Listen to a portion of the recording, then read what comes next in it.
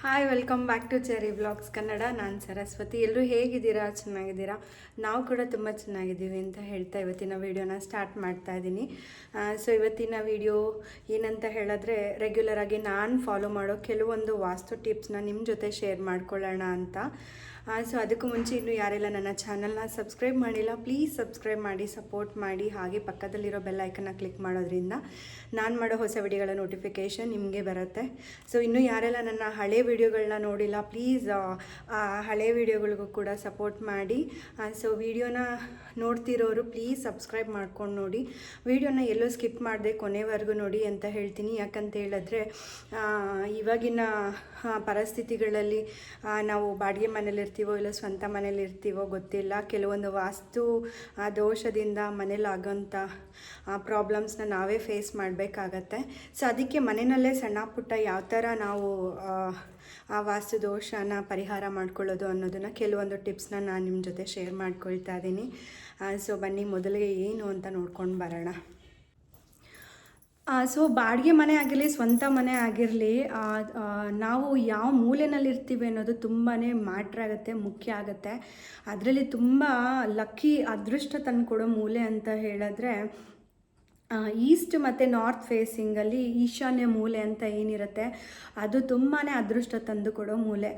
So owner ಏನಾದರೂ ಆ ಫೇಸಿಂಗಲ್ಲಿದ್ದು ಬಾಡಿಗೆದಾರರಿಗೆ ಮಿಕ್ಕಿದ್ದ ಜಾಗನಲ್ಲಿ ಕೊಟ್ಟರೆ ಓನರ್ಗೆ ತುಂಬ ಒಳ್ಳೆಯದಾಗತ್ತೆ. ಇನ್ನು ಕೆಲವರು ಏನಾಗಿರುತ್ತೆ ಅಂದರೆ, ಓನರು ಸೌತ್ ಮತ್ತು ವೆಸ್ಟ್ ಇದ್ದು ಈಸ್ಟ್ ಮತ್ತು ನಾರ್ತ್ ಫೇಸಿಂಗ್ ಏನು ಈಶಾನ್ಯ ಭಾಗ ಅಂತ ಹೇಳ್ತಾರೆ ಅದನ್ನು ಬಾಡಿಗೆದಾರರು ಕೊಟ್ಟಿರ್ತಾರೆ. ಸೊ ಈ ಮೂಲೆಯಲ್ಲಿರೋರಿಗೆ ಅದೃಷ್ಟ ಜಾಸ್ತಿ ಇರುತ್ತೆ, ಸೌತು ಮತ್ತು ವೆಸ್ಟ್ ಫೇಸಿಂಗಲ್ಲಿರೋರಿಗೆ ಲಾಭ ಕಮ್ಮಿ ಇರುತ್ತೆ. ಸೊ ಮನೆ ಬಾಡಿಗೆಗೆ ಹೋಗೋರಾಗಲಿ ಅಥವಾ ಬಾಡಿಗೆ ಕೊಡೋರಾಗಲಿ ಯೋಚನೆ ಮಾಡಬೇಕು ಯಾವ ಫೇಸಿಂಗಲ್ಲಿ ಇರಬೇಕಾಗತ್ತೆ ಅಂತ. ಸೊ ಆದಷ್ಟು ನಾರ್ತ್ ಈಸ್ಟ್ ಈಶಾನ್ಯ ಭಾಗ ಅಂತ ಏನು ಹೇಳ್ತಾರೆ ಅದು ತುಂಬ ಅದೃಷ್ಟ ಕೊಡೋವಂಥ ಭಾಗ, ಆದಷ್ಟು ಅಂಥ ಭಾಗದಲ್ಲಿ ಇರೋದಕ್ಕೆ ಒಳ್ಳೆಯದು. ಸೊ ಸಿಕ್ಕಿಲ್ಲ ಅಂದರೆ ಪರವಾಗಿಲ್ಲ, ಅದೇ ಮೂಲೆನ ಹುಡ್ಕೊಂಡು ಹೋಗಿ ಅಂತ ನಾನು ಹೇಳ್ತಿಲ್ಲ. ಸೊ ವಾಸ್ತು ಪ್ರಕಾರ ಆ ಮೂಲೆ ತುಂಬಾ ಅದೃಷ್ಟ ತಂದು ಕೊಡೋವಂಥ ಮೂಲೆ. ಆ ಮನೆ ಬಾಡಿಗೆ ಹೋಗೋರಾದರೂ ಸರಿ, ಇಲ್ಲ ಓನರು ಗೊತ್ತಿಲ್ಲದೆ ಕೊಟ್ಟಿದ್ದಾದರೆ, ಸೊ ಈ ವಿಡಿಯೋನಾರು ಸಪೋಸ್ ಓನರ್ಗಳು ಯಾರಾದರೂ ನೋಡ್ತಿದ್ರೆ ಆಮೇಲೆ ನನ್ನನ್ನು ಬೈಕೋಬೇಡಿ, ಸೊ ಕರೆಕ್ಷನ್ ಮಾಡ್ಕೊಳ್ಳಿ ಅಂತ ಹೇಳ್ತೀನಿ ಅಷ್ಟೇ. ನೀವು ಮನೆ ಏನಾದರೂ ಕಟ್ಟೋದು ಅಥವಾ ನೀವು ಮನೆ ಹುಡುಕ್ತೀರಾ ಬಾಡಿಗೆ ಮನೆ ಅಂತ ಹೇಳಿದ್ರೆ ಆದಷ್ಟು ಸ್ಕ್ವೇರ್ ಶೇಪಲ್ಲಿ ಮನೆ ಇರಬೇಕು. ತುಂಬ ಸ್ಕ್ವೇರ್ ಇತ್ತು ಅಂತ ಹೇಳಿದ್ರೆ ಲಾಭ ಜಾಸ್ತಿ ಅಂತ ಹೇಳ್ತಾರೆ. ಕೆಲವೊಂದು ಕ್ರಾಸಲ್ಲೆಲ್ಲ ಇರುತ್ತೆ, ಕ್ರಾಸಿಂಗಲ್ಲಿರುತ್ತೆ, ಸಮನೇ ಇರೋದಿಲ್ಲ, ಟ್ರಯಾಂಗಲ್ ಶೇಪಲ್ಲೆಲ್ಲ ಇರುತ್ತೆ. ಆ ಥರ ಇರಬಾರ್ದು ಮನೆ. ಆದಷ್ಟು ವಾಸ್ತು ಪ್ರಕಾರ ಅಂತ ಹೇಳಿದ್ರೆ ಆ ಸ್ಕ್ವೇರಲ್ಲಿತ್ತು ಅಂದರೆ ತುಂಬಾ ಒಳ್ಳೆಯದು.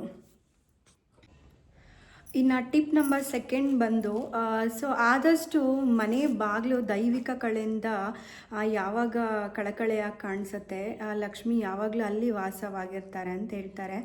ಇನ್ನು ಆ ಬಾಗಿಲು ಯಾವಾಗಲೂ ಶುಚಿತ್ವದಿಂದ ಅಂದರೆ ಅರಿಶಿನ ಕುಂಕುಮ ರಂಗೋಲಿ ಎಲ್ಲ ಹಾಕಿ ದಿನ ದೇವರಿಗೆ ಪೂಜೆ ಮಾಡೋದ್ರಿಂದ ಅಲ್ಲಿ ಲಕ್ಷ್ಮಿ ವಾಸವಾಗಿದ್ದರೆ ಯಾವುದೇ ಥರ ನೆಗೆಟಿವಿಟಿ ಕೂಡ ಇರೋದಿಲ್ಲ.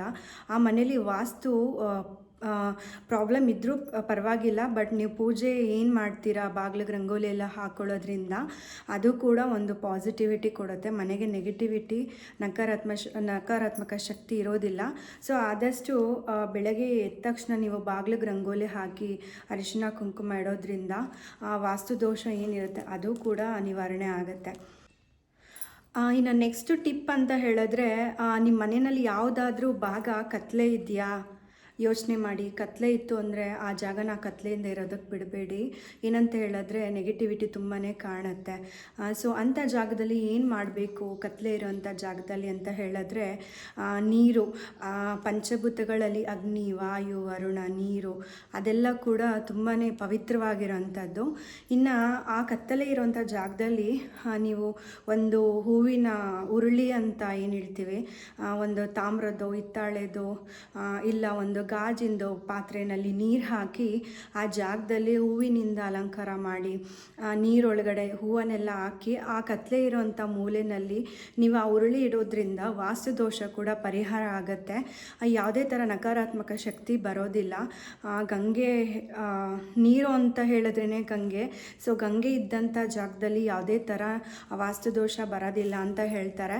ಸೊ ಕತ್ಲೆ ಇರೋವಂಥ ಜಾಗ ಏನಾದರೂ ನಿಮ್ಮ ಮನೇಲಿ ಇದೆಯಾ ಯೋಚನೆ ಮಾಡಿ ಅಂಥ ಜಾಗನ ಖಾಲಿ ಬಿಡೋಕ್ಕೆ ಹೋಗಬೇಡಿ. ಆದಷ್ಟು ಅಲ್ಲಿ ಒಂದು ಸ್ಮಾಲ್ ಲೈಟ್ ಆದರೂ ಹಾಕೋದಕ್ಕೆ ಪ್ರಯತ್ನ ಪಡಿ. ಇಲ್ಲ ಅಂತ ಹೇಳಿದ್ರೆ ನೀರಿನ ಉರುಳಿ ಇಡೋದನ್ನು ಅಭ್ಯಾಸ ಮಾಡ್ಕೊಳ್ಳಿ. ಖಂಡಿತವಾಗ್ಲೂ ಪಾಸಿಟಿವಿಟಿ ಇರುತ್ತೆ. ಇನ್ನು ನೆಕ್ಸ್ಟ್ ಟಿಪ್ ಅಂತ ಹೇಳಿದ್ರೆ, ಕೆಲವೊಬ್ರಿಗೆ ಶತ್ರು ಕಾಟ ಜಾಸ್ತಿ ಇರುತ್ತೆ. ಅವ್ರು ಏನೂ ಮಾಡಲಿಲ್ಲ ಅಂದರೆ ತಾನಾಗಿ ತಾನೇ ಶತ್ರುಗಳು ಉಟ್ಕೊಂಡ್ಬಿಡ್ತಾರೆ. ಯಾಕೆ ಅಂತ ಗೊತ್ತಿಲ್ಲ. ಮೇ ಬಿ ಇದ್ರೂ ಅವರು ಬೆಳೀತಿರೋದು ನೋಡಿ ಕೆಲವೊಬ್ರಿಗೆ ಆಗೋದಿಲ್ಲ ಅಂತ ಅನಿಸುತ್ತೆ. ಸೊ ಅಂಥವ್ರಿಗೇನಾದರೂ ಈ ಭಯ ಇತ್ತು ಅಂದರೆ ಏನೋ ಮಾಡಿಸ್ಬಿಡ್ತಾರೆ, ಏನೋ ಮಟ್ಬಿಡ್ತಾರೆ ಅಂತ. ಸೊ ಅಂಥ ಭಯ ಇರೋರು ಕೊಳಲಿರುತ್ತಲ್ಲ, ಬಿದಿರಿನ ಕೊಳಲು, ಕೃಷ್ಣನ ಪ್ರಿಯವಾಗಿರೋಂಥದ್ದು ಫ್ಲೂಟ್ ಅಂತ ಹೇಳ್ತಾರೆ. ಅದನ್ನು ನೀವು ತೊಗೊಂಡು ಬಂದ್ಬಿಟ್ಟು ನಿಮ್ಮ ಮನೆ ಮೇನ್ ಡೋರು, ಮನೆಯಿಂದ ಹೊರಗಡೆ ಹೋಗಬೇಕಾದ್ರೆ ಮೇಲೆ ಟಾಪಲ್ಲಿ ಹಾಕೊಳ್ಳೋದ್ರಿಂದ ಶತ್ರುಕಾಟ ಪರಿಹಾರ ಆಗುತ್ತೆ.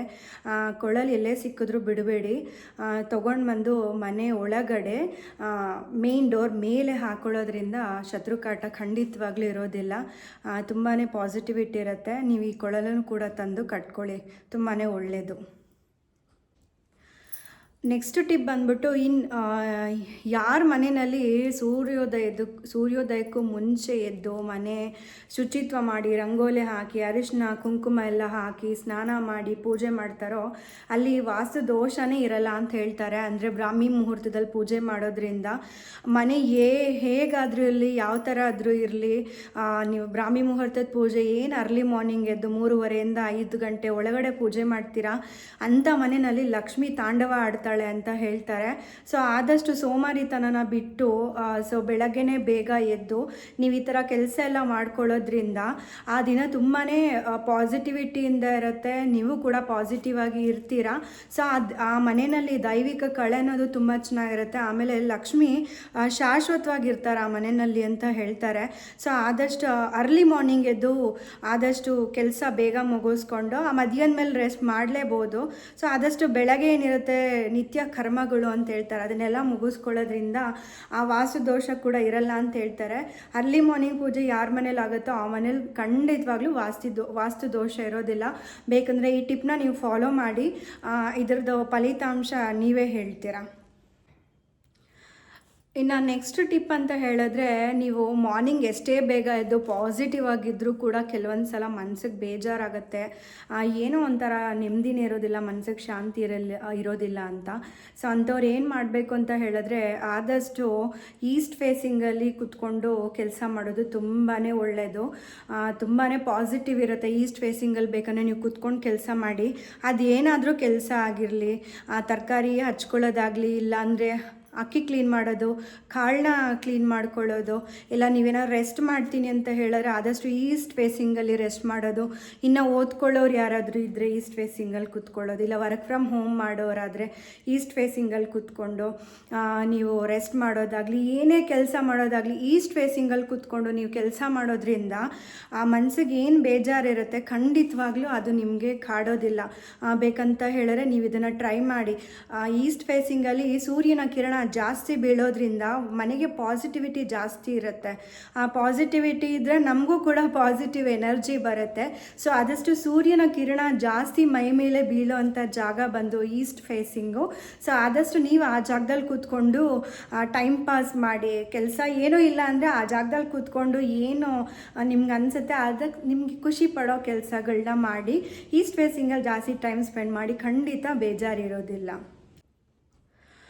ಇನ್ನು ವಾಸ್ತುಶಾಸ್ತ್ರದ ಪ್ರಕಾರ ಏನು ಹೇಳ್ತಾರೆ ಅಂತ ಹೇಳಿದ್ರೆ, ಮನೆ ಬಾಡಿಗೆ ಆಗಲಿ ಸ್ವಂತ ಆಗಲಿ ಮನೆ ಮುಂದೆ ನೇಮ್ ಪ್ಲೇಟ್ ಇರಬೇಕು ಅಂತ ಹೇಳ್ತಾರೆ.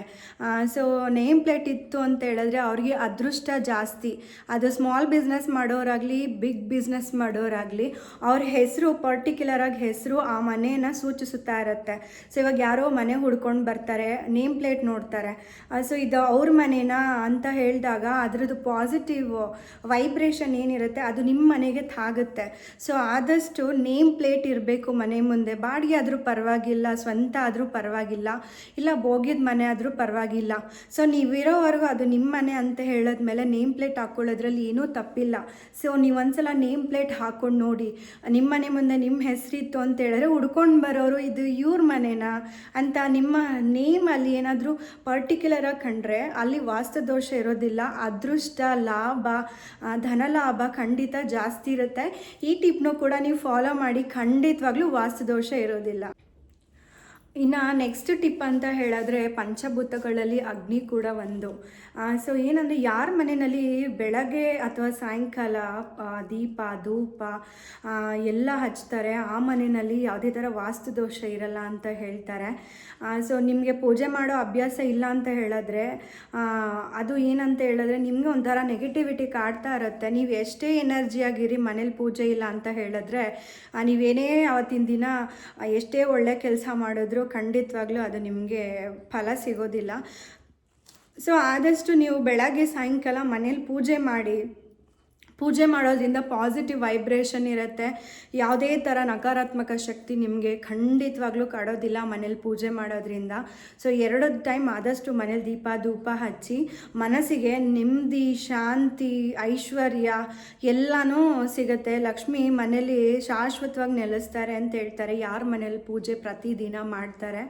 ಸೊ ಶುಚಿತ್ವ ಎಲ್ಲಿರುತ್ತೆ ಲಕ್ಷ್ಮಿ ಅಲ್ಲಿ ವಾಸಸ್ಥಾನ ಜಾಸ್ತಿ ಆಗಿರುತ್ತೆ. ಸೊ ಆದಷ್ಟು ಶುಚಿತ್ವವಾಗಿರಿ, ಪೂಜೆ ಮಾಡಿ. ಖಂಡಿತವಾಗ್ಲೂ ವಾಸ್ತು ದೋಷ ಖಂಡಿತ ಆ ಮನೆಯಲ್ಲಿ ಇರೋದಿಲ್ಲ. ಇನ್ನು ನೆಕ್ಸ್ಟ್ ಟಿಪ್ ಅಂತ ಹೇಳಿದ್ರೆ ಹಣ ಅಂದ್ರೇ ನೀರು, ನೀರು ಅಂದ್ರೇ ಹಣ. ಸೊ ನೀರು ಯಾರ ಮನೇಲಿ ಜಾಸ್ತಿ ಖರ್ಚಾಗುತ್ತೆ ಅಲ್ಲಿ ಹಣ ನೀರಿನ ಥರ ಖರ್ಚಾಗುತ್ತೆ.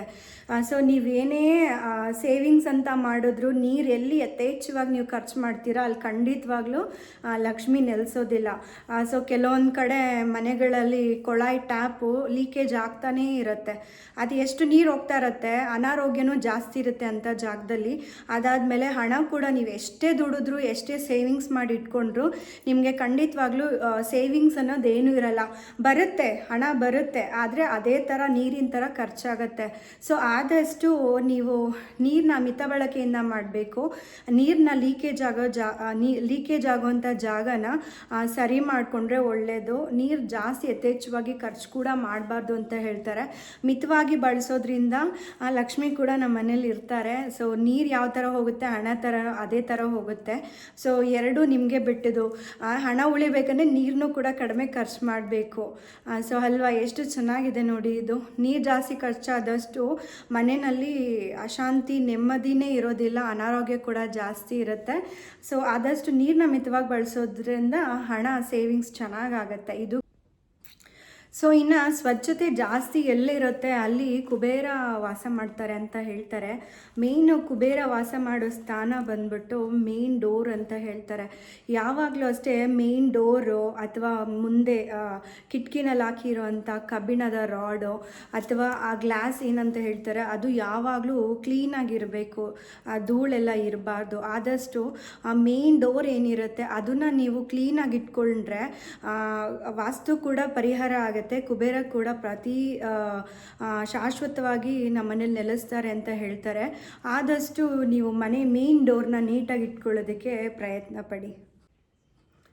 ನೆಮ್ಮದಿಯಾಗಿ ನಿದ್ದೆ ಮಾಡಿದ್ರೆ, ನೆಮ್ಮದಿಯಾಗಿ ಓಡಾಡಿಕೊಂಡು ಕೆಲಸ ಮಾಡಿದ್ರೆ ಅವತ್ತಿನ ದಿನ ತುಂಬ ಚೆನ್ನಾಗಿರತ್ತಲ್ವಾ.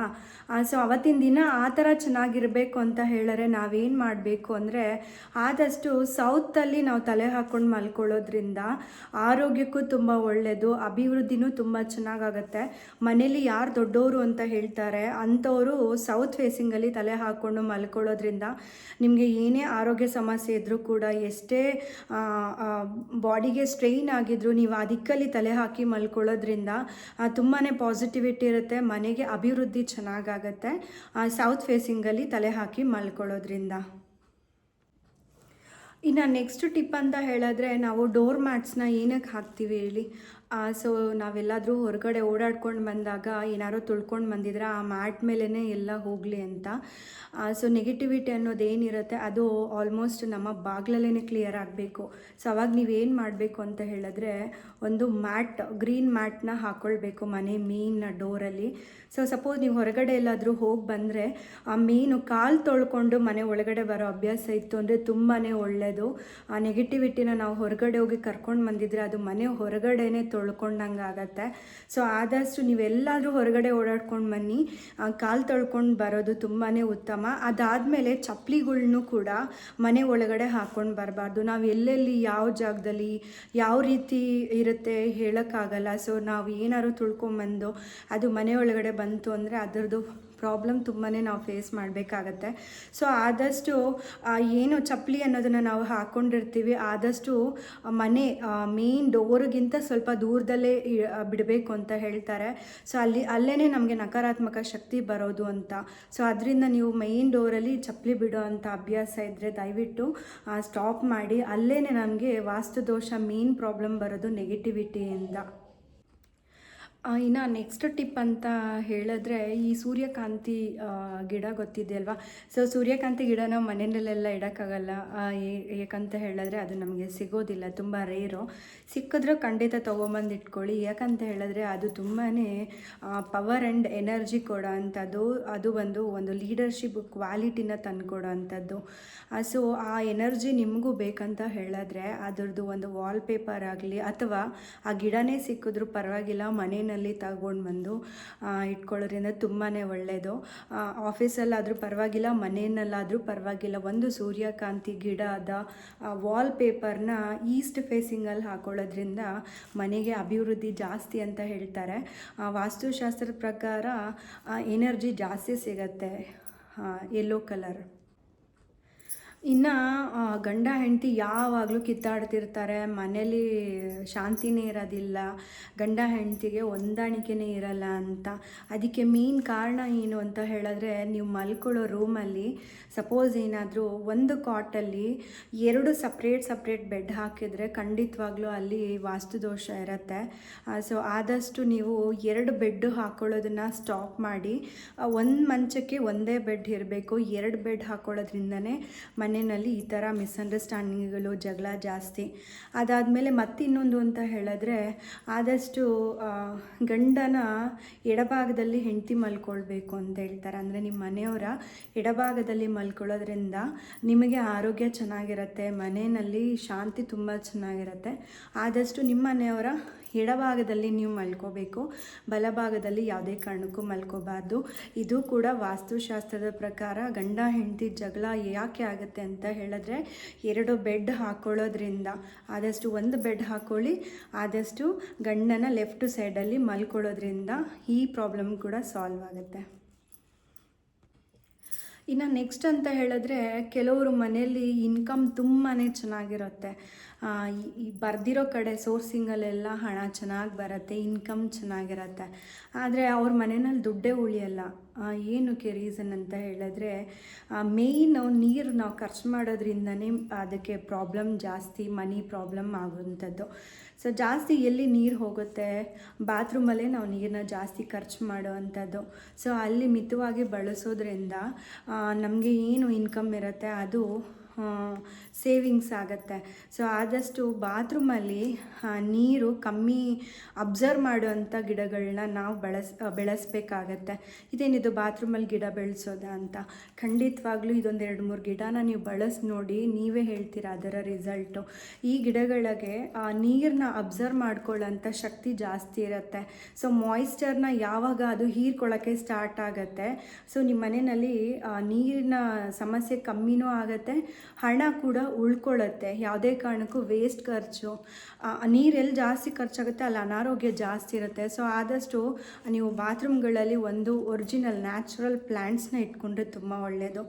ಯಾವುದ್ಯಾವುದು ಅಂತ ಹೇಳಿದ್ರೆ ಸ್ನೇಕ್ ಪ್ಲ್ಯಾಂಟ್ ಇಡ್ಬೋದು, ಅಲೋವೆರಾ ಇಡ್ಬೋದು, ಇಲ್ಲ ಅಂತ ಹೇಳಿದ್ರೆ ಮನಿ ಪ್ಲ್ಯಾಂಟು. ಇದೆಲ್ಲ ಕೂಡ ಒಂದು ನೀರನ್ನ ಅಬ್ಸರ್ವ್ ಮಾಡುವಂಥದ್ದು, ಮಾಯಿಶ್ಚರ್ ಮಾಡ್ಕೊಳ್ಳೋಂಥದ್ದು ಶಕ್ತಿ ಈ ಗಿಡಗಳಿಗಿರುತ್ತೆ. ಸೊ ಮನಿ ಪ್ರಾಬ್ಲಮ್ ಕೂಡ ಇದರಿಂದ ಬರೋದಿಲ್ಲ. ಇದು ಕೂಡ ವಾಸ್ತುಶಾಸ್ತ್ರದ ಪ್ರಕಾರ ವಾಶ್ರೂಮಲ್ಲಿ ನೀರು ಕಮ್ಮಿ ಖರ್ಚು ಮಾಡೋದ್ರಿಂದ ಮನೆಗೆ ಅಭಿವೃದ್ಧಿ ಜಾಸ್ತಿ ಆಗತ್ತೆ. ಇನ್ನು ನೆಕ್ಸ್ಟ್ ಅಂತ ಹೇಳಿದ್ರೆ ಕೆಲವೊಬ್ಬರು ಕಿಚನಲ್ಲೆಲ್ಲ ಮೆಡಿಸನ್ಗಳನ್ನ ಇಟ್ಕೊಳ್ತಾರೆ. ಕಿಚನಲ್ಲಾಗಲಿ ಅಥವಾ ಫ್ರಿಜ್ನಲ್ಲಾಗಲಿ ಮನೆಯಲ್ಲಿ ಆ ಜಾಗದಲ್ಲಿ ಅಂದರೆ ಕಿಚನಲ್ಲಿ ಬಾಕ್ಸ್ ಯಾವುದೋ ಮೂಲೆಯಲ್ಲಾಗಲಿ, ಫ್ರಿಜ್ ಮೇಲೆ ಇಲ್ಲ ಫ್ರಿಜ್ ಒಳಗಡೆ ಇಲ್ಲ ಅಡುಗೆ ಮನೆ ಯಾವುದಾದ್ರೂ ಶೆಲ್ಫಲ್ಲಿ ಆ ಥರ ಮೆಡಿಸನ್ನ ಇಟ್ಕೊಳ್ತಾರೆ. ಖಂಡಿತವಾಗ್ಲೂ ಅದು ಮಾಡಬಾರ್ದು. ಅದರಿಂದ ಏನು ಪ್ರಾಬ್ಲಮ್ ಆಗುತ್ತೆ ಅಂತ ಹೇಳಿದ್ರೆ ಅನಾರೋಗ್ಯ ಸಮಸ್ಯೆ ಜಾಸ್ತಿ ಆಗುತ್ತೆ. ಸೊ ನಾವು ಅಡುಗೆ ಮನೆಯಲ್ಲಿ ಏನಕ್ಕೆ ನಾವು ಶುಚಿತ್ವ ಕಾಪಾಡ್ಕೊಳ್ತೀವಿ ಅಂದರೆ ನಾವು ಆರೋಗ್ಯವಾಗಿರಬೇಕು ಅಂಥ ಜಾಗದಲ್ಲಿ ನೀವು ಮೆಡಿಸನ್ನು ಕೂಡ ತೊಗೊಂಡೋಗಿಟ್ರೆ ಒಳ್ಳೆಯದು ಕೆಟ್ಟದ್ದು ಎರಡೂ ಸೇರಿದ್ರೆ ಏನಾಗುತ್ತೆ, ಒಂದು ಕೆಟ್ಟದ್ದೇ ಆಗುತ್ತೆ. ಸೊ ಅದಕ್ಕೋಸ್ಕರ ಯಾವಾಗಲೂ ಅಷ್ಟೇ ಅಡುಗೆ ಮನೆಯಲ್ಲಿ ಆ ಮೆಡಿಸನ್ನ ಇಡಬಾರ್ದು. ನಾವು ಒಂದು ಊಟ ಮಾಡುವಂಥ ಜಾಗ ನಾವು ಒಂದು ಸ್ವಚ್ಛತೆನ ಕಾಪಾಡಿಕೊಂಡು ನಾವು ಆರೋಗ್ಯವಾಗಿರಬೇಕು ಅಂತ ಹೇಳಿ ನಾವು ಅಡುಗೆ ಮಾಡ್ಕೊಳ್ಳೋಂಥ ಜಾಗದಲ್ಲಿ ಒಂದು ವಿಷಕಾರಿ ವಸ್ತುನ ತೊಗೊಂಡೋಗಿಟ್ರೆ ಏನಾಗುತ್ತೆ, ಆ ತಿನ್ನೋ ಊಟ ಕೂಡ ಪಾಯ್ಸನ್ ಆಗಿ ಎರಡು ಒಳ್ಳೆಯದು ಕೆಟ್ಟದ್ದು ಎರಡೂ ಕ್ಲ್ಯಾಶ್ ಆಗುತ್ತೆ. ಆವಾಗ ಅನಾರೋಗ್ಯ ಜಾಸ್ತಿ ಆಗುತ್ತೆ. ಸೊ ಅದರಿಂದ ಆದಷ್ಟು ಮೆಡಿಸನ್ನ ಅಡುಗೆ ಮನೆಯಲ್ಲಾಗಲಿ ಫ್ರಿಜ್ಜಲ್ಲೂ ಕೂಡ ನಾವು ಆಹಾರ ಪದಾರ್ಥಗಳನ್ನ ಯೂಸ್ ಮಾಡ್ತೀವಿ. ಸೊ ಕೆಲವರು ಡಯಾಬಿಟಿಕ್ ಪೇಷಂಟ್ಸ್ ಎಲ್ಲ ಇರ್ತಾರೆ, ಇನ್ಸುಲಿನ್ಗಳನ್ನೆಲ್ಲ ಇಡ್ತಾರೆ. ಸೊ ಅಂಥ ಮನೆಗಳಲ್ಲಿ ಏನೂ ಮಾಡೋಕ್ಕಾಗಲ್ಲ. ಯಾಕಂತ ಹೇಳಿದ್ರೆ ಇನ್ಸುಲಿನೆಲ್ಲ ಫ್ರಿಜ್ಜಲ್ಲೇ ಇಟ್ಕೊಳ್ಳೋ ಅಂಥದ್ದು. ಸೊ ಆದಷ್ಟು ಅಂಥವ್ರು ಬಿಟ್ಟು ಇಲ್ಲ ಅಂಥವ್ರು ಬೇರೆ ಏನಾದರೂ ಒಳ್ಳೆ ಉಪಾಯನ ಹುಡುಕೊಳ್ಳಿ. ಇದು ಸ್ಮಾಲ್ ಫ್ರಿಜ್ಜೆಲ್ಲ ಬರುತ್ತೆ ಇವಾಗ. ಸೊ ಅಂಥದ್ದನ್ನು ನೀವು ನೋಡ್ಕೋಬೋದು. ಆದಷ್ಟು ಅಡುಗೆ ಮನೆ ಮತ್ತು ಫ್ರಿಜ್ನಲ್ಲಿ ಮೆಡಿಸನ್ನ ಇಟ್ಕೊಳ್ಳೋದನ್ನ ಕಮ್ಮಿ ಮಾಡೋದ್ರಿಂದ ಆರೋಗ್ಯ ಸಮಸ್ಯೆ ಖಂಡಿತ ಆ ಮನೆಯಲ್ಲಿ ಇರೋದಿಲ್ಲ. ಇನ್ನು ನೆಕ್ಸ್ಟು ಫ್ಯಾಮಿಲಿನಲ್ಲಿ ನಾವು ತುಂಬ ಪ್ರಾಬ್ಲಮ್ನ ಫೇಸ್ ಮಾಡ್ತಾ ಇರ್ತೀವಿ. ಏನಕ್ಕೆ ಅಂತ ಹೇಳಿದ್ರೆ ವಾಸ್ತು ದೋಷದೇ ಮೇನ್ ಪ್ರಾಬ್ಲಮ್ ಇರುತ್ತೆ. ಸೊ ಅಂಥ ಮನೆಗಳಲ್ಲಿ ಏನು ಮಾಡಬೇಕು ಅಂತ ಹೇಳಿದ್ರೆ ಆದಷ್ಟು ಮನೆಯಲ್ಲಿ ಇಂಡೋರ್ ಪ್ಲ್ಯಾಂಟ್ಸ್ನ ನಾವು ಹಸಿರು ಏನಂತ ಹೇಳಿದ್ರೆ ಸಮೃದ್ಧಿ ಸಂಕೇತ, ಆರ್ಥಿಕವಾಗಿ ನಾವು ಚೆನ್ನಾಗಿ ಗ್ರೋತ್ ಆಗುವಂಥದ್ದು. ಹಸಿರನ್ನ ಜಾಸ್ತಿ ಬೆಳೆಸಬೇಕು. ಸಪೋಸ್ ಮನೆಯಲ್ಲಿ ಹಸಿರನ್ನ ಬೆಳೆಸಿ ಸೊ ನೀವು ಬೆಡ್ರೂಮಲ್ಲಿ ಏನಾದರೂ ಮಲ್ಕೊಳ್ಳೋದು ಜಾಗದಲ್ಲಿ ಬೆಡ್ಶೀಟು ಗ್ರೀನ್ ಕಲರು ಇಲ್ಲ ಡೋರ್ ಮ್ಯಾಟ್ ಗ್ರೀನು ಇಲ್ಲ ವಾಲ್ಪೇಪರ್ ಯಾವುದಾದ್ರೂ ಅಥವಾ ಪೇಂಟ್ ಗ್ರೀನ್ ಅಂಥದ್ದು ಬೆಡ್ಶೀಟು ಪಿಲ್ಲೋ ಯಾವುದಾದ್ರೂ ನೀವು ಹಸಿರು ಬಣ್ಣನ ಯೂಸ್ ಮಾಡೋದ್ರಿಂದ ಆ ಮನೆಯಲ್ಲಿ ನೀವೇನು ಫೇಸ್ ಮಾಡ್ತಿರ್ತೀರ ಪ್ರಾಬ್ಲಮ್ಸು, ಆರ್ಥಿಕ ಸಮಸ್ಯೆ ಏನಿರುತ್ತೆ ಅದು ಕೂಡ ಸಾಲ್ವ್ ಆಗುತ್ತೆ. ಈ ಟಿಪ್ನ ನೀವು ಒಂದ್ಸಲ ಫಾಲೋ ಮಾಡಿ. ಇನ್ನು ನೆಕ್ಸ್ಟ್ ಅಂತ ಹೇಳಿದ್ರೆ ಕೆಲವು ಮನೆಗಳಲ್ಲಿ ಬೆಡ್ರೂಮ್ ಇರುತ್ತಲ್ಲ, ಬೆಡ್ರೂಮ್ ಆಪೋಸಿಟ್ಟು ಕನ್ನಡಿ ಇಟ್ಕೊಂಡಿರ್ತಾರೆ. ಅದು ದೊಡ್ಡ ತಪ್ಪು. ಸೊ ಏನಂತ ಹೇಳಿದ್ರೆ ಅದು ಆರೋಗ್ಯದ ಮೇಲೆ ತುಂಬಾ ಪರಿಣಾಮ ಬೀಳುತ್ತೆ. ನಮ್ಮ ದೇಹದ ಯಾವ ಭಾಗ ಕನ್ನಡಿನಲ್ಲಿ ಜಾಸ್ತಿ ತೋರಿಸ್ತಾ ಇರ್ತೀವಿ ಆ ಭಾಗಕ್ಕೆ ಅನಾರೋಗ್ಯ ಜಾಸ್ತಿ ಕಾಡುತ್ತೆ. ಸೊ ಆದಷ್ಟು ಮಲ್ಕೊಳ್ಳೋಂಥ ಜಾಗದಲ್ಲಿ ಕನ್ನಡಿ ಇರಲೇಬಾರ್ದು ಅಂತ ಹೇಳ್ತಾರೆ. ಇದ್ರೂ ಕೂಡ ಅದಕ್ಕೊಂದು ಕರ್ಟನ್ ಏನಾದರೂ ಹಾಕಿದ್ರೆ ತುಂಬಾ ಒಳ್ಳೆಯದು. ಇಲ್ಲ ಅಂದರೆ ಅದನ್ನು ಬೇರೆ ಕಡೆ ಶಿಫ್ಟ್ ಮಾಡೋಕ್ಕಾದರೆ ಅದನ್ನು ಶಿಫ್ಟ್ ಮಾಡ್ಕೊಳ್ಳಿ. ಆದಷ್ಟು ಬೆಡ್ ಆಪೋಸಿಟ್ಟಲ್ಲಿ ಕನ್ನಡಿ ಇರಲೇಬಾರ್ದು. ವಾಸ್ತುಶಾಸ್ತ್ರದ ಪ್ರಕಾರ ಕನ್ನಡಿ ಇರಲೇಬಾರ್ದು ಬೆಡ್ರೂಮಲ್ಲಿ. ಸೊ ಅದಾದಮೇಲೆ ಕೆಲವೊಬ್ಬರಿಗೆ ಅಭ್ಯಾಸ ಏನಂತ ಹೇಳಿದ್ರೆ ಬೆಡ್ ಪಕ್ಕದಲ್ಲಿ ಮೆಡಿಸನ್ಗಳನ್ನ ಇಟ್ಕೊಳ್ತಾರೆ. ಅದು ಕೂಡ ಅನಾರೋಗ್ಯ ಸಮಸ್ಯೆ ಜಾಸ್ತಿ ಕಾಡುತ್ತೆ. ಮೆಡಿಸನ್ನೆಲ್ಲ ಪಕ್ಕದಲ್ಲಿ ಇಟ್ಕೊಂಡು ಮಲ್ಕೊಬಾರ್ದು. ಅದಾದಮೇಲೆ ಕೆಲವರು ಚಪ್ಪಲಿಗಳನ್ನೆಲ್ಲ ಬೆಡ್ ಹತ್ರ ಅಕ್ಕಪಕ್ಕ ಬಿಟ್ಕೋತಾರೆ. ಅದು ಕೂಡ ನೆಗೆಟಿವಿಟಿ ಜಾಸ್ತಿ ಅಟ್ರ್ಯಾಕ್ಟ್ ಮಾಡುತ್ತೆ. ನೆಗೆಟಿವಿಟಿ ಅಂತ ಹೇಳಿದ್ರೆ ಅನಾರೋಗ್ಯ ಸಮಸ್ಯೆನೇ ಜಾಸ್ತಿ ಕಾಡೋವಂಥದ್ದು. ಇನ್ನು ಮಲ್ಕೋಬೇಕಾದ್ರೆ ತಲೆ ಹತ್ರ ನೀರು ಕೂಡ ಇಟ್ಕೊಂಡು ಮಲ್ಕೊಬಾರ್ದು. ಕೆಲವರು ತುಂಬಾ ಅಭ್ಯಾಸ ನೈಟೆಲ್ಲ ನಿದ್ದೆ ಮಾಡೋ ಜಾಗದಲ್ಲಿ ನೀರನ್ನ ಇಟ್ಕೊಂಡು ಕುಡಿಯೋ ಅಂಥದ್ದು. ಸೊ ಮೆಡಿಸನ್ನು, ಚಪ್ಪಲಿ, ನೀರು, ಕನ್ನಡಿ ಇದೆಲ್ಲ ಬೆಡ್ರೂಮಲ್ಲಿ ಇತ್ತು ಅಂತ ಹೇಳಿದ್ರೆ ಆರೋಗ್ಯ ಸಮಸ್ಯೆನೇ ಜಾಸ್ತಿ ಇರುತ್ತೆ. ವಾಸ್ತು ಪ್ರಕಾರ ಇಷ್ಟು ಏನಂತಾರೆ ವಿಷಯಗಳು ಬೆಡ್ರೂಮ್ನಲ್ಲಿ ಇರಲೇಬಾರ್ದು ಅಂತ ಹೇಳ್ತಾರೆ. ಸಪೋಸ್ ನೀವು ಈ ಥರ ಏನಾದ್ರು ಅಭ್ಯಾಸ ಇತ್ತು ಅಂದರೆ ಖಂಡಿತ ಇದನ್ನು ಚೇಂಜ್ ಮಾಡ್ಕೊಳ್ಳಿ. ಅದರಿಂದ ಆಗೋ ಚೇಂಜಸ್ನ ನೀವೇ ನೋಡ್ತೀರಾ. ಇನ್ನು ನೆಕ್ಸ್ಟ್ ಏನಂತ ಹೇಳಿದ್ರೆ ಚೈನೀಸ್ ವಾಸ್ತು ಎಲ್ಲರಿಗೂ ಗೊತ್ತೇ ಇರುತ್ತೆ.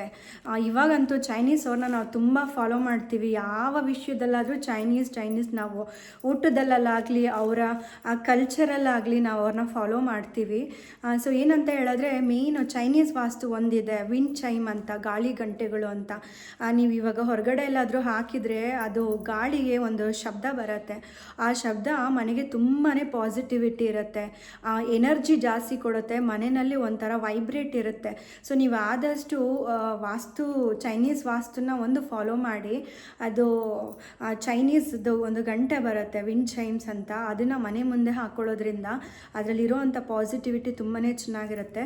ಸೊ ಒಂದ್ಸಲ ನೀವು ಹಾಕಿಲ್ಲ ಅಂದರೆ ಹಾಕಿ ಚೆಕ್ ಮಾಡಿ, ಖಂಡಿತವಾಗ್ಲೂ ಅದು ಒಳ್ಳೆ ವಾಸ್ತು ಟಿಪ್ ಅಂತಲೇ ಹೇಳ್ಬೋದು.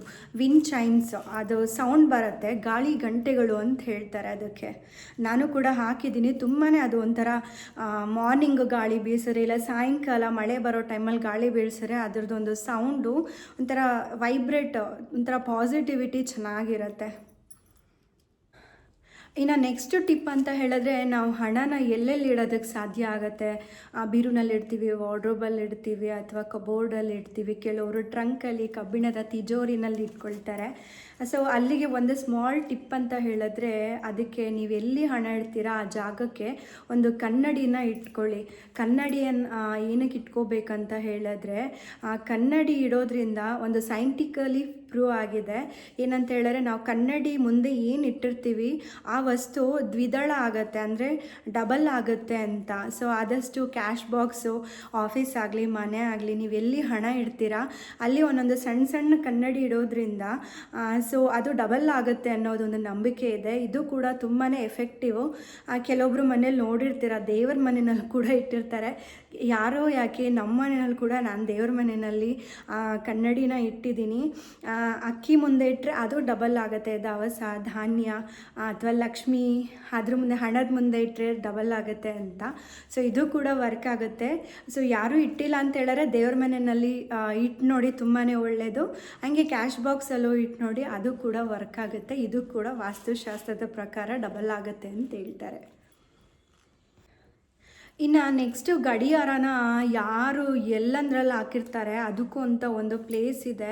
ಸೊ ಆದಷ್ಟು ಈಸ್ಟ್ ಮತ್ತು ನಾರ್ತ್ ಫೇಸಿಂಗಲ್ಲಿದ್ರೇ ತುಂಬ ಒಳ್ಳೆಯದು. ಗಡಿಯಾರನ ಸೌತ್ಗೆ ಮತ್ತು ವೆಸ್ಟ್ಗೆ ಆ ಕಡೆ ಎಲ್ಲ ಹಾಕಬಾರ್ದು. ಸೊ ಆದಷ್ಟು ಈಸ್ಟ್ ಮತ್ತು ನಾರ್ತ್ ಫೇಸಿಂಗಲ್ಲಿ ಗಡಿಯಾರ ಇದ್ದರೆ ತುಂಬಾ ಒಳ್ಳೆಯದು, ವಾಲ್ ಕ್ಲಾಕ್ ಅಂತ ಹೇಳ್ತಾರೆ. ಅದಾದಮೇಲೆ ನೀವೇನಾದರೂ ಮನೆಯಿಂದ ಹೊರಗಡೆ ಹೋಗಬೇಕಾದ್ರೆ ಆ ಗಡಿಯಾರದ ಕೆಳಗಡೆ ನೀವು ಹೋಗಬಾರ್ದು. ಸೊ ಆದಷ್ಟು ನೀವು ಮನೆಯಿಂದ ಹೊರಗಡೆ ಹೋಗ್ಬೇಕಾದ್ರೆ ಗಡಿಯಾರನ ಕೂಡ ನೋಡ್ಕೊಂಡು ಹೋಗಬಾರ್ದು, ಟೈಮ್ ಕೂಡ ನೋಡ್ಕೊಂಡು ಹೋಗಬಾರ್ದು. ಅದು ಕೂಡ ವಾಸ್ತುಶಾಸ್ತ್ರದ ಪ್ರಕಾರ ತಪ್ಪು ಅಂತ ಹೇಳ್ತಾರೆ. ಸೊ ಆದಷ್ಟು ನಮಗೆ ಮೇನ್ ಡೋರಲ್ಲಿ ಯಾವಾಗಲೂ ಕೂಡ ವಾಲ್ ಕ್ಲಾಕ್ ಇರಬಾರ್ದು ಅಂತ ಹೇಳ್ತಾರೆ. ಆದಷ್ಟು ಸೈಡಲ್ಲಿ ಇರಬೇಕು. ಸೊ ಆದಷ್ಟು ನೀವು ಮನೆಯಿಂದ ಹೋಗ್ಬೇಕಾದ್ರೆ ಟೈಮ್ ನೋಡ್ಕೊಂಡು ಹೋಗೋದಾಗಲಿ, ಅದ್ರ ಕೆಳಗಡೆ ನೀವು ಪಾಸ್ ಹೋಗೋದಾಗಲಿ ಮಾಡಬಾರ್ದು. ಅದು ಯಾವಾಗಲೂ ಸೈಡಲ್ಲೇ ಇರಬೇಕು. ಈಸ್ಟ್ ಮತ್ತು ನಾರ್ತ್ ಫೇಸಿಂಗಲ್ಲಿ ಗಡಿಯಾರ ಇರೋದ್ರಿಂದ ತುಂಬಾ ಒಳ್ಳೆಯದು. ಅದು ವಾಸ್ತು ಪ್ರಕಾರ ಅದೇ ಪೊಸಿಷನಲ್ಲಿತ್ತು ಅಂದರೆ ಮನೆಗೆ ಅಭಿವೃದ್ಧಿ ಚೆನ್ನಾಗಿರುತ್ತೆ. ಇನ್ನು ನೆಕ್ಸ್ಟು ಅಂತ ಹೇಳಿದ್ರೆ, ನವಿಲ್ಗರಿ ಕೂಡ ಒಂದು ವಾಸ್ತು ಸಂಬಂಧಪಟ್ಟಿರೋಂಥದ್ದು. ನವಿಲ್ಗರಿನ ನೀವು ಆದಷ್ಟು ಮನೆ ಎಂಟ್ರೆನ್ಸ್ ಆದಾಗ ಆಪೋಸಿಟ್ಟಲ್ಲಿ ನಿಮಗೆ ಮೇಯ್ನ್ ಬಂದಾಗ ಎದುರುಗಡೆ ಕಾಣೋ ಥರ ನವಿಲ್ಗರಿ ಎಷ್ಟು ಸಿಗುತ್ತೆ ಅಷ್ಟನ್ನು ತೊಗೊಂಡು ಬಂದಿಡಿ. ನವಿಲ್ಗರಿಗೂ ಕೂಡ ನೆಗೆಟಿವಿಟಿನ ಅಟ್ರ್ಯಾಕ್ಟ್ ಮಾಡುವಂಥ ಗುಣಗಳು ಜಾಸ್ತಿ ಇರುತ್ತೆ. ಮನೆ ಹಾಲಲ್ಲಿ ಕೂಡ ಇಟ್ಕೊಬೋದು, ನೀವು ದೇವ್ರ ಮನೆಯಲ್ಲಿ ಕೂಡ ಇಟ್ಕೊಬೋದು. ಈವನ್ ನಾನು ಕೂಡ ದೇವ್ರ ಮನೆಯಲ್ಲಿ ಇಟ್ಟಿದ್ದೀನಿ. ಅದನ್ನು ನನ್ನ ಸಬ್ಸ್ಕ್ರೈಬರ್ಸ್ ಯಾರಾದರೂ ನೋಡಿದರೆ ನನ್ನ ಪ್ರೀವಿಯಸ್ ವೀಡಿಯೋಸ್ಗಳಲ್ಲೆಲ್ಲ ನಮ್ಮ ದೇವ್ರ ಮನೆಯಲ್ಲಿ ನಾನು ಪಿಕಾಕ್ ಫೆದರ್ನ ಇಟ್ಟಿದ್ದೀನಿ. ತುಂಬಾ ಪಾಸಿಟಿವ್ ಇರುತ್ತೆ. ಅದೊಂದು ಗರಿನ ನೋಡಿದ್ರೆ ಸಾಕು, ಯಾರ ಕಣ್ಣು ಹೆಂಗಿರುತ್ತೋ ಏನೋ ಹೇಳೋಕ್ಕಾಗಲ್ಲ. ಬಟ್ ಅದಕ್ಕೆ ಆ ನೆಗೆಟಿವಿಟಿನ ಅಟ್ರ್ಯಾಕ್ಟ್ ಮಾಡುವಂಥ ಎಲ್ಲ ಗುಣಗಳಿರುತ್ತೆ. ಸೊ ಆದಷ್ಟು ನವಿಲ್ ಗರಿಗಳನ್ನ ಮನೆ ಎಂಟ್ರೆನ್ಸಲ್ಲಿ ಅಥವಾ ದೇವ್ರ ಮನೆಯಲ್ಲಿ ಇಟ್ಕೊಳ್ಳೋದ್ರಿಂದ ತುಂಬಾ ಒಳ್ಳೆಯದಾಗತ್ತೆ. ಈ ಟಿಪ್ ಕೂಡ ಫಾಲೋ ಮಾಡಿ, ತುಂಬಾ ವರ್ಕ್ ಆಗುತ್ತೆ.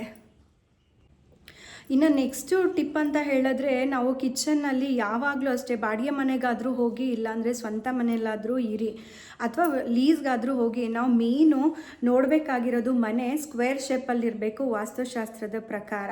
ಅದಾದಮೇಲೆ ನೆಕ್ಸ್ಟು ಟಿಪ್ಪು, ಖಂಡಿತವಾಗ್ಲೂ ಇದು ನೀವು ಅಬ್ಸರ್ವ್ ಮಾಡಿ, ಮನೆ ಬಲಭಾಗ ಅಂದರೆ ಕಿಚನ್ನ ಬಲಭಾಗದಲ್ಲಿ ವಾಶ್ ಬೇಸನ್ ಅಂದರೆ ಸಿಂಕ್ ಏರಿಯಾ ಇರಲೇಬಾರ್ದು. ಸೊ ಅಲ್ಲಿ ನೀರು ಯಥೇಚ್ಛವಾಗಿ ಖರ್ಚಾಗೋದ್ರಿಂದ ಹಣ ಕೂಡ ಅದೇ ಥರ ಖರ್ಚಾಗುತ್ತೆ. ಆಮೇಲೆ ಆರೋಗ್ಯ ಸಮಸ್ಯೆ ಜಾಸ್ತಿ ಇರುತ್ತೆ. ಸೊ ಯಾವಾಗಲೂ ಕಿಚನ್ನಲ್ಲಿ ಸಿಂಕು ಲೆಫ್ಟ್ ಸೈಡಲ್ಲಿ ಇರಬೇಕು. ನೀವು ಅಡುಗೆ ಮಾಡಬೇಕಾದ್ರೆ ನಿಮ್ಮ ಎಡಭಾಗ ಎಡಭಾಗದಲ್ಲಿ ಸಿಂಕ್ ಇರಬೇಕು. ಸೊ ಆವಾಗ ನಿಮಗೆ ಹಣದ ಅರಿವು ಕಮ್ಮಿ ಇರುತ್ತೆ, ಅಂದರೆ ಖರ್ಚಾಗೋದು ಕಮ್ಮಿ ಇರುತ್ತೆ, ಅನಾರೋಗ್ಯ ಸಮಸ್ಯೆ ಕೂಡ ಕಮ್ಮಿ ಇರುತ್ತೆ.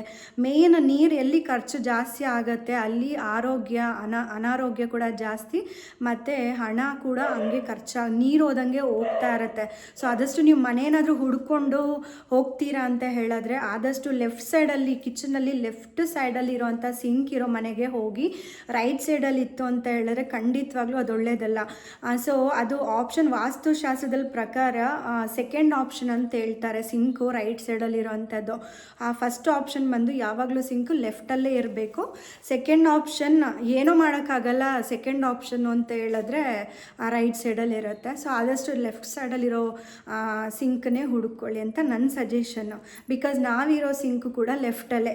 ಕೆಲವೊಂದು ನಾನು ವಾಸ್ತು ನೋಡ್ತೀನಿ, ಅದ್ರ ಪ್ರಕಾರ ಏನು ನನ್ನ ಮನೆ ಇಟ್ಕೊಂಡಿದ್ದೀನಿ ಆ ವಾಸ್ತು ಟಿಪ್ಸ್ನ ನಾನು ನಿಮ್ಮ ಜೊತೆ ಶೇರ್ ಮಾಡ್ತಾ ಇದ್ದೀನಿ ಅಷ್ಟೇ. ಇನ್ನು ನೆಕ್ಸ್ಟ್ ಏನಂತ ಹೇಳಿದ್ರೆ, ಕೆಲವರು ಮನೆಯಲ್ಲಿ ಕಸ ಅಂತ ಹೇಳಿದ್ರೆ, ಕಸ ಅಂದರೆ ಯಾವ ಮೂಲೆಯಲ್ಲಿ ನೋಡಿದ್ರು ಕಸ, ಈ ಪರ್ಕೆನಲ್ಲಿ ತಳ್ಳೋದು, ಆ ಮೂಲೆಯಲ್ಲಿ ಕಸ ಇಡೋದು ನಾನು ಕೆಲವು ಮನೆಗಳಲ್ಲಿ ನೋಡಿದ್ದೀನಿ. ಆದಷ್ಟು ಎಲ್ಲಿ ಕ್ಲಟರ್ ಅಂದರೆ ಕಸ ಎಲ್ಲಿರುತ್ತೆ, ಲಕ್ಷ್ಮಿ ಖಂಡಿತ ಆ ಮನೆಯಲ್ಲಿ ಇರೋದಿಲ್ಲ. ಕಸ ಎಲ್ಲಿ ಜಾಸ್ತಿ ಇರುತ್ತೆ ಅಲ್ಲಿ ಅನಾರೋಗ್ಯ ಕೂಡ ಜಾಸ್ತಿ ಇರುತ್ತೆ. ಆದಷ್ಟು ನೀವು ಸುತ್ತಮುತ್ತ ಅಥವಾ ಮನೆ ಒಳಗಡೆ ಕಸ ಇಲ್ದಿರೋ ಥರ ನೋಡ್ಕೊಳ್ಳಿ. ಮನೆ ಶುಚಿತ್ವವಾಗಿದ್ದರೆ ಖಂಡಿತವಾಗ್ಲೂ ಅಲ್ಲಿ ಆರ್ಥಿಕ ಸಮಸ್ಯೆ ಆಗಲಿ ಅನಾರೋಗ್ಯ ಆಗಲಿ ಖಂಡಿತ ಬರೋದಿಲ್ಲ.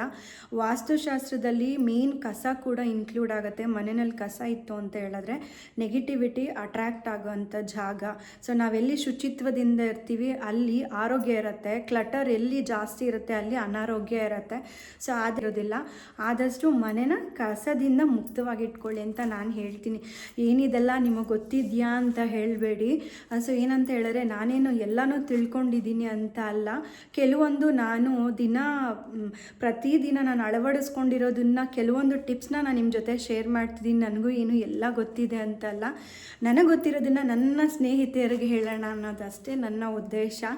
ಸೊ ನಾನು ಪ್ರತಿದಿನ ಫಾಲೋ ಮಾಡೋವಂಥ ಟಿಪ್ಸ್ಗಳನ್ನ ನಾನು ನಿಮ್ಮ ಜೊತೆ ಶೇರ್ ಮಾಡ್ಕೊಳ್ತಾ ಇದ್ದೀನಿ ಅಷ್ಟೇ.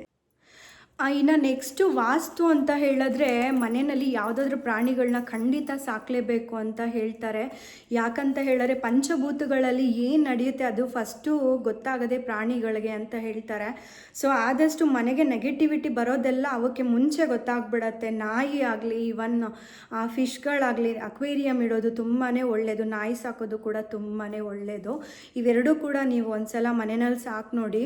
ಮನೆಯಲ್ಲಾಗೋ ಅನಾಹುತಗಳನ್ನ ಆಲ್ಮೋಸ್ಟ್ ತಡೆಯೋದೇ ಈ ಫಿಶ್ ಅಂತಲೇ ಹೇಳ್ಬೋದು. ನಾಯಿ ಕೂಡ ನೋಡಿ ಬರೋವಂಥ ನೆಗೆಟಿವಿಟಿನ ತನ್ನ ಮೈ ಮೇಲೆ ಹಾಕ್ಕೊಳ್ಳುತ್ತೆ, ಮನೆಯವ್ರನ್ನ ಕಾಪಾಡುತ್ತೆ ಅಂದರೆ ನೀವು ನಂಬ್ತೀರಾ? ಇದು ನನಗೆ ತುಂಬ ಸಲ ಅನುಭವ ಆಗಿದೆ. ನಮ್ಮ ಮನೇಲಿ ಅಕ್ವೇರಿಯಂ ಇತ್ತು, ಸೊ ಅದಾದಮೇಲೆ ನಾಯಿ ಕೂಡ ಇತ್ತು. ಅವೆರಡೂ ಕೂಡ ನಮಗೆ ಆಗಬೇಕಾಗಿದ್ದು ಅನಾಹುತಗಳನ್ನ ತಪ್ಪಿಸಿದೆ ಅಂತ ಹೇಳಿದ್ರೆ ಖಂಡಿತವಾಗ್ಲೂ ನಾನು ಅದನ್ನು ಬಿಲೀವ್ ಮಾಡ್ತೀನಿ. ಇದೆರಡೂ ಕೂಡ ನಾವು ಸಾಕಿದ್ದೀವಿ ಕೂಡ, ಬಟ್ ಇವಾಗ ಸದ್ಯಕ್ಕಿಲ್ಲ, ಯಾಕಂದರೆ ನಮ್ಮ ಚರಿ ಚಿಕ್ಕವನಿರೋದ್ರಿಂದ ಅದು ಇನ್ಫೆಕ್ಷನ್ ಎಲ್ಲ ಆಗುತ್ತೆ ಅಂತ ಅಷ್ಟೇ. ಬಟ್ ಅಕ್ವೇರಿಯಂ ನಮ್ಮ ಮನೆಯಲ್ಲಿ ಇತ್ತು, ಇವಾಗಲೂ ಕೂಡ ಇದೆ. ಬಟ್ ಅದು ನಾವು ಒಂದು ವಾಸ್ತು ಫಿಶ್ಗೋಸ್ಕರ ವೆಯ್ಟ್ ಮಾಡ್ತಾ ಇದ್ದೀವಿ ಅಷ್ಟೇ. ಸೊ ಪ್ರೀವಿಯಸ್ ನಮ್ಮನೇಲಿ ಅರೋನಾ ಇತ್ತು, ಬಟ್ ಅದು ನಾವೆಲ್ಲೋ ಒಂದ್ಸಲ ಟ್ರಾವೆಲಿಂಗ್ ಮಾಡ್ಬೇಕಾದ್ರೆ ಟ್ರಾವೆಲಿಂಗ್ ಮಾಡಿ ಬರ್ತಾ ಅದು ಸತ್ತೋಗಿತ್ತು. ಸೊ ತಿಳ್ಕೊಳ್ಳಿ, ನಮಗಲ್ಲೇನೋ ಆಗೋವಂಥ ಅನಾಹುತನ ಅದು ತಡೆದಿದೆ ಅಂತ. ಆಲ್ಮೋಸ್ಟ್ ಅದು ನಮ್ಮ ಮನೇಲಿ ಒಂದು 2.5 year ಇತ್ತು. ಸೊ ಅದು ನಾವು ಮನೆಗೆ ಬರೋಷ್ಟರಲ್ಲಿ ತೀರ್ಕೊಂಡ್ಬಿಟ್ಟಿತ್ತು. ಸೊ ಅದಕ್ಕೋಸ್ಕರ ನನ್ನ ಸಜೆಷನ್ ಏನಂತ ಹೇಳಿದ್ರೆ ಆದಷ್ಟು ಮನೆಯಲ್ಲಿ ಪ್ರಾಣಿಗಳನ್ನ ಸಾಕೋದು ತುಂಬಾ ಒಳ್ಳೆಯದು. ಮೇಯ್ನಾಗಿ ವಾಸ್ತುಶಾಸ್ತ್ರದ ಪ್ರಕಾರ ಫಿಶ್ನ ಸಾಕ್ಬೋದು, ನಾಯಿ ಕೂಡ. ಅದು ಆಗೋವಂಥ ನೆಗೆಟಿವಿಟಿ ಅನಾಹುತಗಳನ್ನ ತಪ್ಪುತ್ತೆ ಅಂತ ಹೇಳ್ತಾರೆ. ಸೊ ನೀವು ಕೂಡ ಅದನ್ನೊಂದ್ಸಲ ಫಾಲೋ ಮಾಡಿ ನೋಡಿ. ಇನ್ನು ಲಾಸ್ಟ್ ಆ್ಯಂಡ್ ಫೈನಲ್ ಟಿಪ್ ಅಂತ ಹೇಳಿದ್ರೆ ಎಲ್ಲರಿಗೂ ಗೊತ್ತಿದೆ ಕುದುರೆ, ಓಡೋ ಕುದುರೆ 7 ನಂಬರ್ 7 ಓಡೋ ಕುದುರೆ ಮನೆಯಲ್ಲಿ ಆದರೂ ಪರವಾಗಿಲ್ಲ, ಆಫೀಸಲ್ಲಾದರೂ ಪರವಾಗಿಲ್ಲ ಹಾಕ್ಕೊಳ್ಳೋದ್ರಿಂದ ತುಂಬಾ ಒಳ್ಳೆಯದು. ಏನಂತ ಹೇಳಿದ್ರೆ ಓಡೋ ಕುದುರೆ ಅಂದರೆ ಒಂದು ಪಾಸಿಟಿವಿಟಿ ಜಾಸ್ತಿ ಇರುತ್ತೆ, ಫೈನಾನ್ಷಿಯಲಿ ನಾವು ತುಂಬ ಸ್ಟೆಬಲ್ ಆಗಿರ್ತೀವಿ ಅಂತ ಅದು ಸೂಚನೆ ಕೊಡೋ ಅಂಥದ್ದು. ಓಡೋ ಕುದುರೆನ ನಾವು ಫೋಟೋ ಹಾಕ್ಕೊಳ್ಳೋದು ಯಾವ ದಿಕ್ಕಲ್ಲಿ ಅಂತ ಹೇಳಿದ್ರೆ ಈಸ್ಟ್ ಮತ್ತು ನಾರ್ತ್ ಫೇಸಿಂಗಲ್ಲಿ. ಆಲ್ಮೋಸ್ಟ್ ಎಲ್ಲ ಒಳ್ಳೆಯದು, ಏನೇ ನಾವು ಮಾಡಬೇಕಂದ್ರೂ ಈಸ್ಟ್ ಮತ್ತು ನಾರ್ತ್ ಫೇಸಿಂಗಲ್ಲೇ ಮಾಡಿದ್ರೆ ತುಂಬ ಒಳ್ಳೆಯದು. ಸೊ ಆದಷ್ಟು ಓಡೋ ಕುದುರೆ ಅದು ಮುಖ ನಗ್ನಗ್ತಾ ಇರಬೇಕು, ರೌದ್ರವಾಗಿರುವಂಥದ್ದು, ಕೋಪದಲ್ಲಿರುವಂಥದ್ದು, ಮತ್ತು ಲಗಾಮ್ ಹಾಕಿರೋ ಅಂಥದ್ದು ಕುದುರೆ ಫೋಟೋನ ಯಾವುದೇ ಕಾರಣಕ್ಕೂ ಹಾಕಬಾರ್ದು. ಮೈದಾನದಲ್ಲಾಗಲಿ ಅಥವಾ ನೀರಲ್ಲಿ ಓಡ್ತಿರೋ ಕುದುರೆ ಇರಬೇಕು. ನಿಂತಿರೋ ಕುದುರೆ ಫೋಟೋನ ಯಾವತ್ತೂ ಹಾಕಬಾರ್ದು. ಓಡ್ತಿರೋ ಕುದುರೆ 7 ಇರಬೇಕು. ನಂಬರ್ 7 ಇದ್ದರೆ ಅದು ತುಂಬಾ ಲಕ್ಕಿ ಅಂತ ಹೇಳ್ತಾರೆ ವಾಸ್ತುಶಾಸ್ತ್ರದ ಪ್ರಕಾರ. ಆದಷ್ಟು ಎಲ್ಲರೂ ಆಫೀಸಲ್ಲೂ ಕೂಡ ಹಾಕಿರ್ತಾರೆ, ಈವನ್ ಮನೆಯಲ್ಲಿ ಕೂಡ ಹಾಕಿದ್ರು ತುಂಬ ಒಳ್ಳೆಯದು. ಈವನ್ ನಾನು ಕೂಡ ನಮ್ಮ ಮನೆಯಲ್ಲಿ ಹಾಕಿದ್ದೀನಿ, ಅದು ಈಸ್ಟ್ ಫೇಸಿಂಗಲ್ಲಿ ನಾನು ಹಾಕಿದ್ದೀನಿ. ಈಸ್ಟ್ ಮತ್ತು ನಾರ್ತ್ ಫೇಸಿಂಗಲ್ಲಿ ಹಾಕೊಳ್ಳೋದ್ರಿಂದ ತುಂಬಾ ಒಳ್ಳೆಯದು. ಸೊ ನೋಡಿದ್ರಲ್ಲ ಹೇಗೆ ಅನ್ನಿಸ್ತು ನಾನು ಕೊಟ್ಟಿದ್ದು ಕೆಲವೊಂದು ವಾಸ್ತು ಟಿಪ್ಸ್ಗಳು. ಸೊ ನೀವು ಏನಾದರೂ ಫಾಲೋ ಮಾಡ್ತಿದ್ರೆ ತುಂಬಾ ಒಳ್ಳೆಯದು. ಸಪೋಸ್ ಫಾಲೋ ಮಾಡ್ತಿಲ್ಲ ಅನ್ನೋರಿಗೆ ಯೂಸ್ಫುಲ್ ಆಗಲಿ ಅಂತ ಹೇಳಿಬಿಟ್ಟು ನಾನು ಈ ವಿಡಿಯೋನ ಮಾಡಿದ್ದು. ಈ ವಿಡಿಯೋ ಏನಾದರೂ ನಿಮಗೆ ಯೂಸ್ಫುಲ್ ಅಂತ ಅನಿಸಿದ್ರೆ please like, share, comment and please subscribe to my channel. ಮತ್ತು ಒಳ್ಳೊಳ್ಳೆ ಕಂಟೆಂಟ್ಗಳ ಜೊತೆ ನಾನು ನಿಮಗೆ ಸಿಗ್ತೀನಿ. ಅಲ್ಲಿವರೆಗೂ ಟಾಟಾ, take care, bye and thanks for watching.